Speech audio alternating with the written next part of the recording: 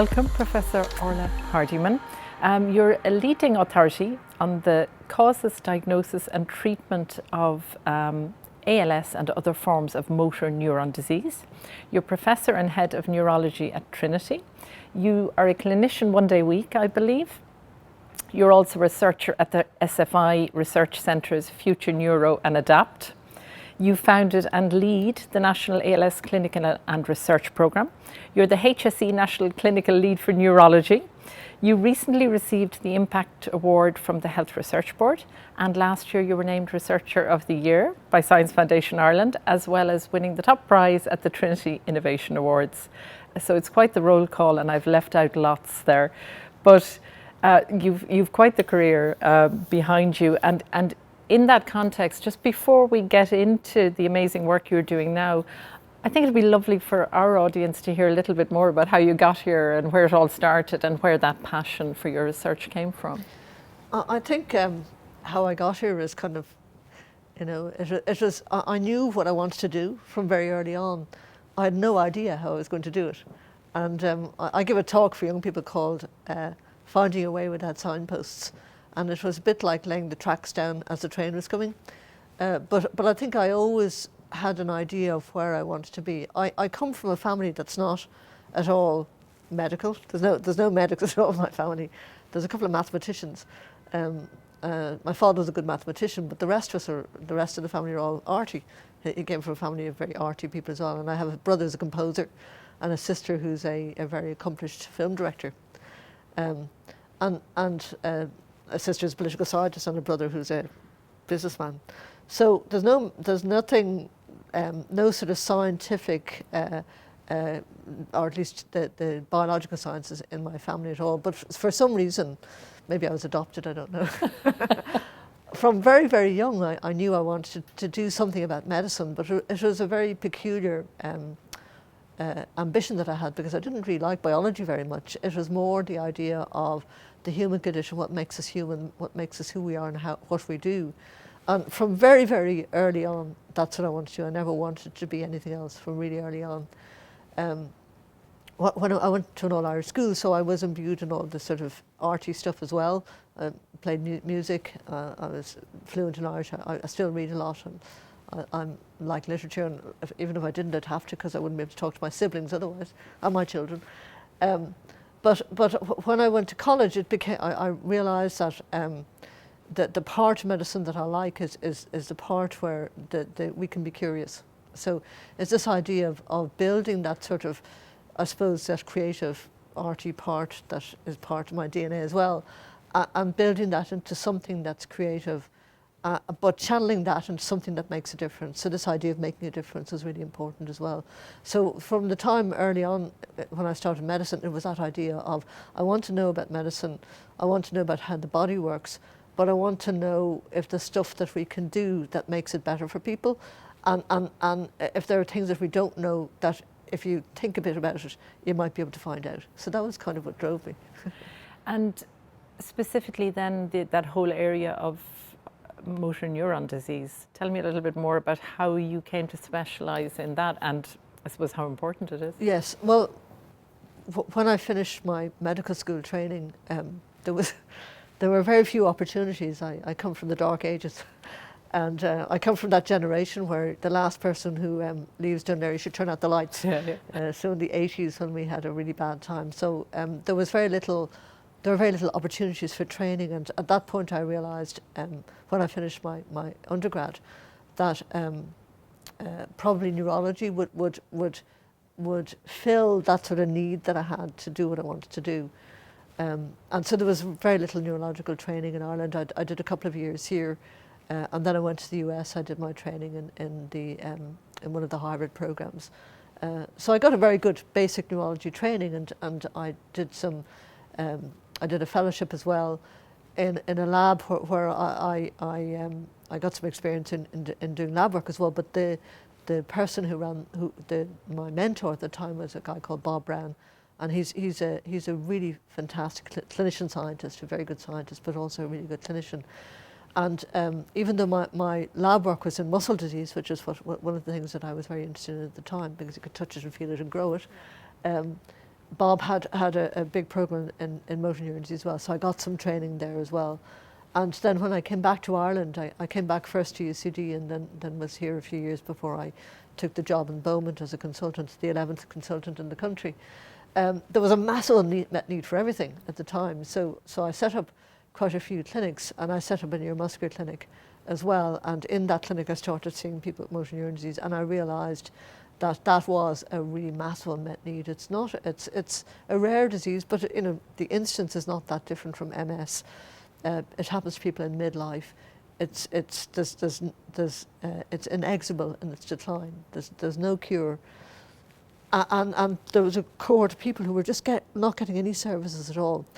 I had the real privilege of having met at that time the woman who was in charge of the Irish Motor Neuron Disease Association, a woman called Ethna Frost, who was also inspirational from my point of view. And I started working closely with her, and out of that came the idea of setting up a population-based register and trying to understand the disease in a niche area, in an island, and collecting as much as we could about the disease, and then building a research program from that. So that's how it started. So there's some training in the US, coming back here, meeting an inspirational person, female, and being able to build something from the ground up. That's amazing, and it's one of the things I was going to ask you was, the kind of people in your life that would have inspired you. I think you've probably mentioned two of them there, have you? Your mentor. Yes, I mean, I have talked a lot about, people always ask people at my age, who are their mentors, and the truth is that there wasn't a single mentor, because, I was a young woman in a field that was primarily male-driven at that time, and the whole issue about reproduction as well, about having a family, and there wasn't really anybody out there that I could look to say, oh well, I'd like to emulate this person, but there were people along the way who gave me support and inspiration in different aspects of my life. So there are many people, a lot of women, maybe half a generation or a generation older than myself, who a lot of them work in the voluntary sector actually, but very successful in what they've done in the voluntary sector. So they were inspirational as well in terms of the type of leadership that they provided, the type of creativity and imagination that they had, the way to work in an environment where it's difficult to work. So voluntary sectors like that, always chasing after money, always never knowing where the next year's funding is going to come from. That's very inspirational. And then, of course, from a scientific point of view, people like Bob Brown, a really good clinician, and I learned some of my clinical skills from him, but also a good basic scientist in how do you marry those two parts of your life together, and being a little bit creative. And another part of what I noticed about Bob quite early on was his capacity to collaborate. This idea of being interdisciplinary, it's a real catchphrase now, but this idea of learning from other people who have discipline, who have areas of expertise, and in disciplines that are different and complementary to my own. And that can be in many different iterations. It doesn't have to be in science at all. It can be in other areas as well. And you certainly have the background with your family. I was going to say you must be well used to that idea. But you touched there on something that I think is fascinating, which is that idea of being a clinician and doing the research. And I'd just love to hear a little bit more about that. You've remained, you probably used to do more, but you still are a clinician one day a week, am I right? Well, 2 days actually. Yeah, Oh, sorry. At heart I'm a clinician, and everything that I do is driven by that, is driven by my clinical interest, and I would never give that up. Some of my colleagues over the years have gone into very successful careers in management and administration. But for me that wouldn't work. The background or the basis or the raison d'etre for me is to do what I always wanted to do, which is to see people and try and engage with them, try and figure out what can be done, and trying to be a part of that solution, be it to find treatments. I still do a little bit of general neurology as well.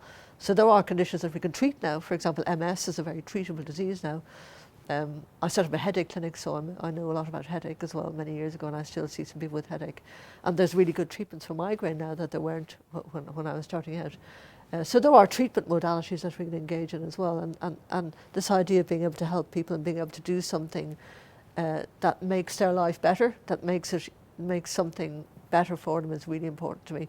And in motor neuron disease, it's a place to go. The clinic is a place to go. It's a place where we can help, where we can make life a bit easier, where we can improve the experience, I hope, where we can walk the walk, where we can walk the journey with people, where we can signpost the journey, where we can give hope, because there is hope for motor neuron disease as well. So that's really important to me. It's really important for me personally, to continue to do that. You know, it's who I am. There seems to be such a logic to me to be seeing the impact of these diseases and then doing the work behind the scenes to improve the lot of people with these. So I love that, I must say. And tell me a little bit about, you know, because most people who aren't in the neurology field won't know a huge amount about this area. I mean, tell me a little bit about the kind of motor neuron diseases that we're seeing and the kind of research and, you know, what successes are we having and what hope is there for the future?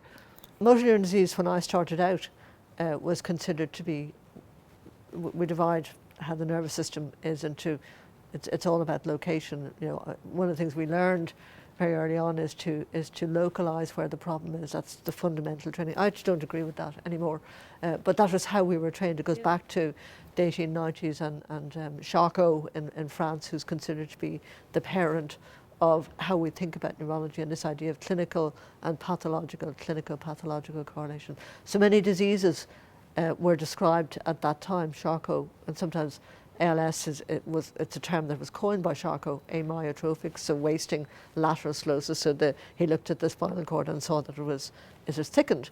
And he also described MS as well, multiple sclerosis. And so if you look at picture Charcot and all the people, there's lots of pictures on the internet of Charcot giving his lectures, and it's a roll call of all the eponyms for neurological conditions.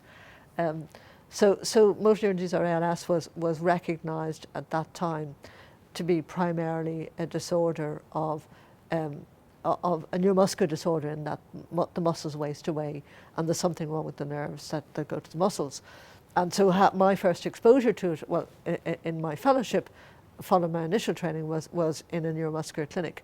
But as I developed my own career, and having had a training also in my residency in behavioural neurology, I trained in the Beth Israel Hospital and the Brigham and Women's Hospital.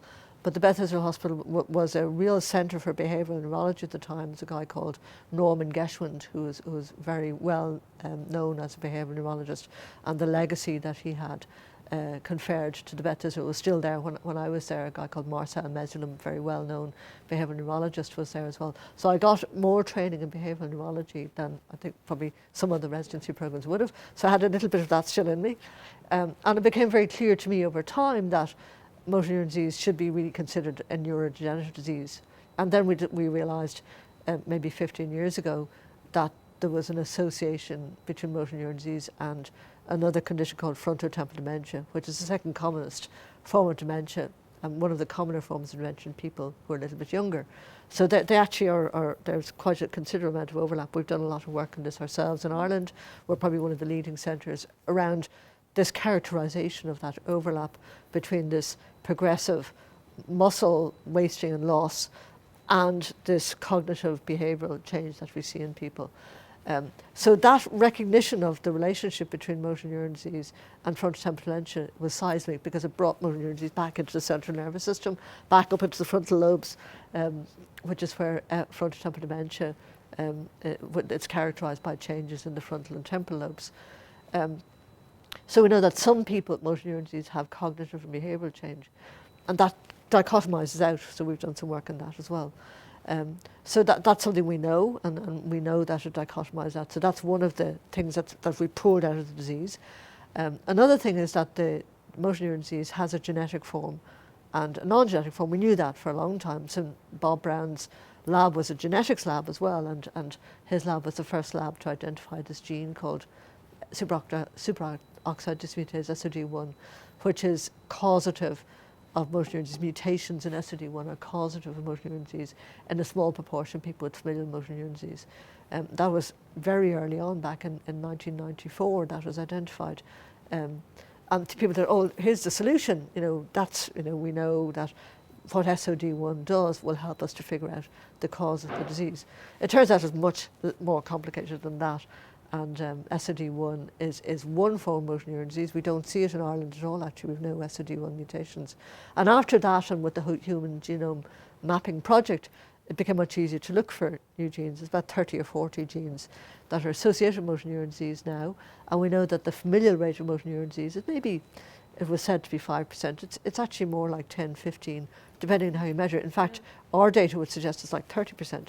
And the heritability is about 50%, so 50% accounts for the genetic risk. But it's very heterogeneous. So what I see as a clinician is somebody with this progressive disorder that we can characterise by naming it in the way Charcot told us to.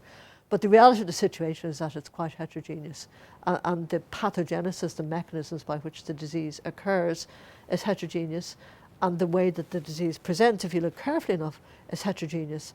The pathways, the progression of the disease is heterogeneous as well, and the clinical characterisation is heterogeneous. So most of my career has been around trying to understand that heterogeneity, understand what it means, and try and identify the parts of that heterogeneity that are important both in pathogenesis and in prediction, and also in bringing people forward for clinical trials that are as close to one another as possible so we can get drugs that actually work. So the likelihood is that we'll be targeting therapies towards particular subtypes of the disease. So the hope that's there is that that's already happening for SOD1. So SOD1 now we have an antisense oligonucleotide that works. So if you give that in through the spinal fluid to people who've early SOD1 rated motor neuron disease, you can arrest the disease, and that's really seismic. That's really important. The trouble is that the other genes that are associated with ALS are more complicated. So the big gene in Ireland that accounts for about 10% of ALS is called chromosome 9 open reading frame 72. That's a much more complicated disease, and one of the trials that we've done where we tried to turn off the abnormality in that gene, is an expansion. The trial was suspended because it didn't work, and in fact it looked like people might have got a little bit worse while getting the treatment. So that's a bit of a more difficult nut to crack, and I have lots of reasons and theories why that might be. But we pulled out SOD1, treatable. We know that there are other genes that are associated. We know from our own research that you can segregate people out, both in terms of cognitive change versus non-cognitive change.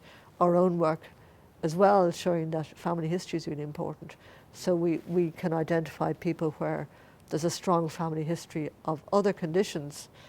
And one of the really interesting things we identified about 10 years ago was those conditions, some of them are neuropsychiatric. So there's a commonality in the pathogenic mechanisms of some people with motor neuron disease with neuropsychiatric disease. Where does that come from? So when we described that, nobody believed us.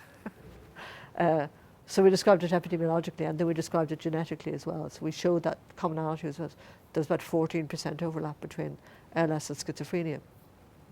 So that's not in all patients, that's in some patients. So pulling out family history is going to be really important, because that's going to pull out a group of patients where the pathogenic mechanisms are different. And I believe that that's probably related to very early neurodevelopmental processes that render the brain in some way vulnerable. Certain pathways become vulnerable, and other things happen, and that vulnerability then leads to a cascade of degeneration.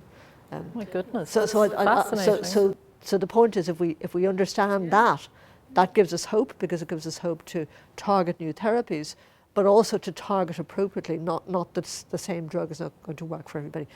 In the same way as we know that for cancer, for example, and even in some of our success stories in neurology like MS, probably the targets are slightly different depending as well. So we're learning more and more about the neuroaxis, and the more we learn, the more we don't know. The more we don't know, the more we can learn, and that's going to provide the solutions, I think, in the longer term. We could talk all day about the research, because it's just fascinating, but thank you very much. That was a lovely overview. I do want to come back to, and you mentioned it there about the women that have turned up in your life and that, but as somebody who, and I think you know my opinion on this, I think it's very important as a role model that you get all these awards and people are seeing you getting the awards, and that that visibility is so important for somebody as accomplished as you, for the people coming up behind you. What are your own thoughts on that, about women in science?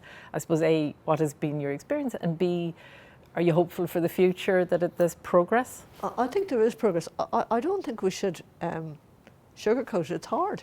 You know, I have 4 kids. It's hard. It is hard. And we women of my age, and we need to call it out for what it is. It's hard. You know, there's loads of data around this that, you know, women who work have 2 jobs no matter what, because they're running the home and they're running the workplace. And we're set up as a society to make that happen. Like it's much more difficult, for example, for men to take time off. It's better than it used to be. But, you know, the idea that somebody has to pick up the kids from the creche, somebody has to take time off when the kids are sick. You know, I was that soldier too. We were all that soldier. And I think it's really important to recognise that. See, look, it is hard, and it's harder for women. And the other thing that's important is that our career trajectories are different from men. That women, for biological necessity purposes, the point where people's careers are taking off in the 30s are the points when we are the people who are reproducing for the next generation, which is required for a society to be vibrant and successful. We need young people in the society, so there's an obligation to support people who want to have children, and so to recognise that the career trajectory is going to be different, and that there are women would maybe be 5 or 10 years behind where men might be in their careers. I think there are more women in senior positions than there were when I was starting out. So it was a bit more difficult. I remember in my 30s and 40s really feeling quite unmoored in a sense about the idea of being female and being in a position of authority. And then I said, so what am I supposed to be? I'm not a man. You know, how do I embody the position that I have, which is an authoritative position, while retaining my position as a woman? And that's really difficult. And where I was working was very male-oriented, not a very pleasant culture, not very welcoming to women. And so that was really difficult, and I don't know if I fully resolved that. It is a difficult place to be. I think one of the things that women like of my generation should be doing is saying, putting the hand out, saying, this is really hard. Is there anything I can do to help? Would you like to talk about this? Would we like to have a conversation? I've had this conversation with both my sisters as well, because there was no words put on that when I was growing up. It just felt like I was really weird and abnormal. There were no words to it. But now I know it is to do with that gender role and that sort of the incongruity of being female and being in a position of authority, because there was nobody out there. So should I be a man? No, I'm not a man. You know, should I wear high heels? Don't like high heels. How do I do that? You know, how do you do that? And how do you do that successfully? And it is difficult. It is very difficult. Is there something you're particularly proud of in your career? Something that stands out, because I mean you've a lot to be proud of, but is there something in particular that you particularly look back on and go, wow, I did that? I think there were 3 or 4 things that I know that we showed, and it's not just me, it's we, I think, that have got into literature to a point where people say, yeah, we always knew that, which we didn't. And I think that's really, so that makes me feel really good about it. So one of them is that multidisciplinary clinics improve outcome. So investing in multidisciplinary clinics is really important. So we wrote a paper in 2003 on that, and my colleagues at the time were very cross with me, because I was saying, if people come to a multidisciplinary clinic, they'll live longer. It's better. It makes sense. Like, we've got all these people who know about the disease. So the paper was published, and some of my colleagues wrote a letter complaining about the paper. It was actually kind of embarrassing, you know, because it was an international journal. But we repeated the paper, we repeated the research in 2015. Now everybody knows. So other groups had demonstrated that subsequently. But we were the first to show that. Now everybody knows. Well, of course, multidisciplinary clinics are really what we should be doing. But we were the first to show that. The second thing was the demonstration of that relationship between ALS and neuropsychiatric disorders. And everybody says, oh, well, we always knew that. No, you didn't. You know, we're the first student. And I remember writing a grant to Wellcome saying, you know, I want to explore this further, and was turned down saying, you know, that's a really stupid idea. Because like, how would a developmental neuropsychiatric disorder have anything to do with a neurodegenerative disorder? That's just stupid. So, but it's true. And we've been able to show it repeatedly. So I'm proud of that, as long as everybody knows, everybody believes that now. And the third thing is bringing in some new technologies. So one of the things, and this goes back to my early training, when I came back from the US, I did a BSc halfway through my medical degree in physiology. So I'm always a little bit of physiologist inside of me. And I taught physiology for a few years. I came back as a Newman Scholar to UCD, and I taught physiology for a few years. And so as I started thinking about the disease and how we might think about this in a way that's different from anatomy or pathology, one of the things that struck me is, well, the functioning nervous system is really what we should be looking at. What's that? How do we measure that? Well, that's a kind of a neurophysiology thing. That's kind of looking at the functioning physiological processes. And so I was very lucky to have some really brilliant neural engineers that I had some chats with early on when I started out with my HRB grant. Richard Riley, who's a neural engineer, professor of neural engineering, and Ed Lawler, who works for him, who's unfortunately moved over to the US now. And we wrote a grant to the HRB trying to use quantitative EEG to explore the functioning brain. And that program has grown really. We've about 15 or 20 people. There's a young now assistant professor, Bahman Nasser Osami, an Iranian man that we hired in as a postdoc, who's just brilliant. And he's built this research program in our group of about 15 neural engineers and mathematicians. So I fix the English for them, and they do all the maths, and it's really cool. And I can put the clinical context. But we've done a lot of work in that area, looking at how the nervous system is functioning, and looking at things like, can you segregate out different network disruption, different patterns of network disruption in ALS? So you can. So Bahman has a number of very successful people. One of them is Roisin McMacken, who's now a young rising star, brilliant young woman who's done a lot of work in this, and another young one called Stefan Ducik, who's now, we've lent him to the Dutch for a while to set up the same program. But they've written some very nice work showing that you can look at different patterns of network degeneration in ALS, and that's really important. I think that's going to help us, and that's our work. So we are the leaders, and we've brought in other people. There's another really, really clever young woman who just got a really big Royal Society grant, a woman called Lara McManus. Oh yes, I've come across her. Yeah. Yes, Lara. Yes, that's right. So she's a fantastic, bright, young electrical engineer that we put into neuroscience as well. Well, she works with another brilliant woman called Madeline Lowry. So we stole her from Madeline, and she works with us now. So that group, I think, is going to make a huge difference. And I can look back and say, well, me and Richard, we kind of thought about that. So that's kind of nice as well. I love it. I love it. It's fantastic. Well, the time has flown by, and there's so much more I could ask you, but I am going to wrap up by asking you something we always ask our interviewees, because I think it's nice for people to know something about you that they might not. Is there something about you that people might not expect? Well, I'm a grandma. I'm a mommy and I'm a grandma.